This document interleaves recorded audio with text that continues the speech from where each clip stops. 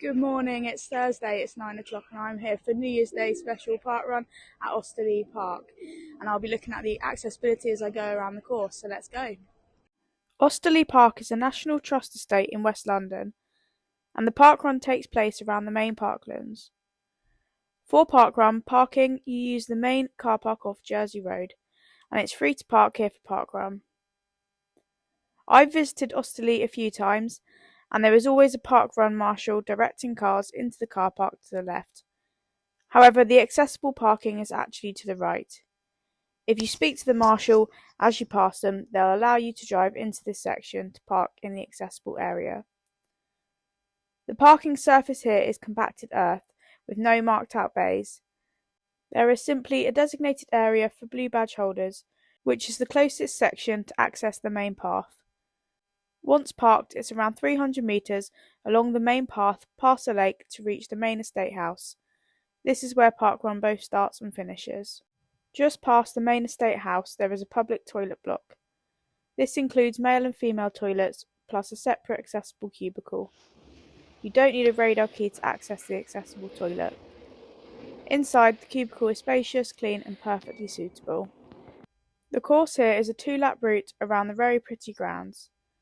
It starts just outside the main estate house on a compacted gravel surface.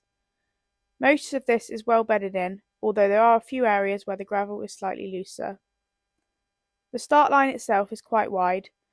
You head straight for around 10 metres before the path bends to the right. As the path narrows here, it can get a little crowded. After about 100 metres, you pass back by the toilet block on your left.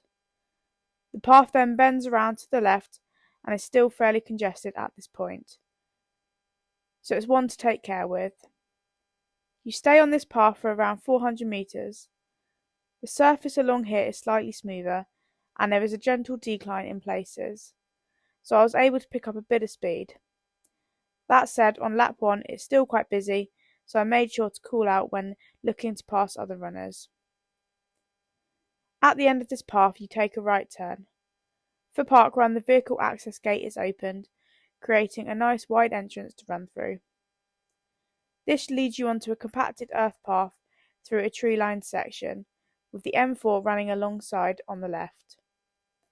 The ground along here is much rougher, with lots of potholes to navigate, which definitely reduced my speed throughout this section. You continue straight along here for around 600 metres. There isn't too much to report along this stretch. The path gently bends now and then, with the occasional slight rise and dip, but it remains mostly flat overall. After around 600 metres, the path bends to the right, staying on the same rough compacted earth surface. This section opens out into fields with lovely views on both sides. You continue along here for another 300 metres, before taking a sharp right turn off the path. This turn goes through a very narrow gate, which is single file. This can cause congestion and I had to lose all my speed to get myself through the gap. This brings you onto a path running through the middle of meadow fields. The surface here is compacted gravel again, which is a little slower going. After around 300 metres, the path bends to the left and continues on the same surface for another 100 metres. You then turn right into a short woodland section. You weave through this woodland for around 100 metres. It's quite a tough section with lots of roots and debris to navigate. Coming out of the woodland brings you back into the car park. Here you turn right onto a tarmac path. I find it easiest to stay to the left as you transition from the woodland onto the tarmac, as this side has the smallest lip to get over. Once on the tarmac, with parked cars to your left, there's a tree breaking onto the path on the right. You'll need to keep left here and be careful as the tarmac is very cracked due to the tree roots. After navigating this, you turn right again, joining the path that bends around the lake. After looping around the lake, the path bends to the right and heads back up towards the start area. This section is slightly uphill as you approach the start line. That completes the first lap, and you then repeat the entire route for lap 1. I'll speed up the video and join you again near the end.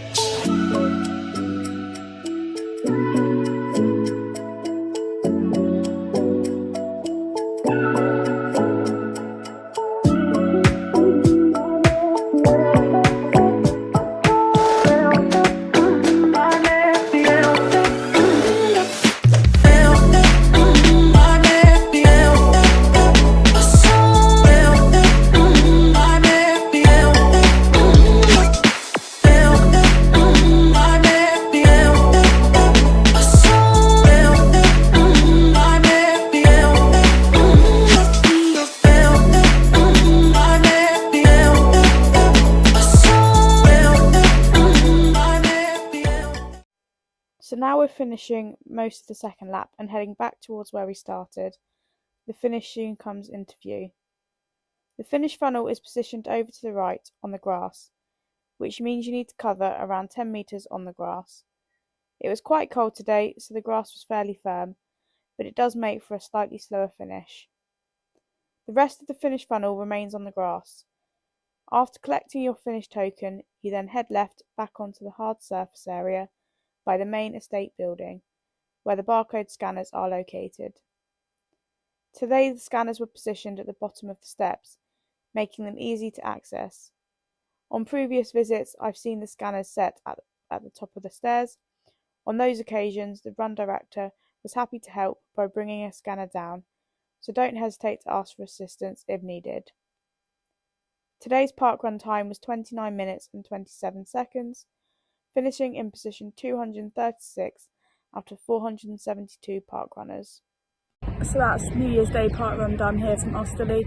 I have done this one before, so knew what to expect. It's an okay course, there's some tougher bits but some quicker bits, and so overall not the quickest, but still I thoroughly enjoyed doing this one. So let me know if you've done this one down below, and I'll see you next week for the next one.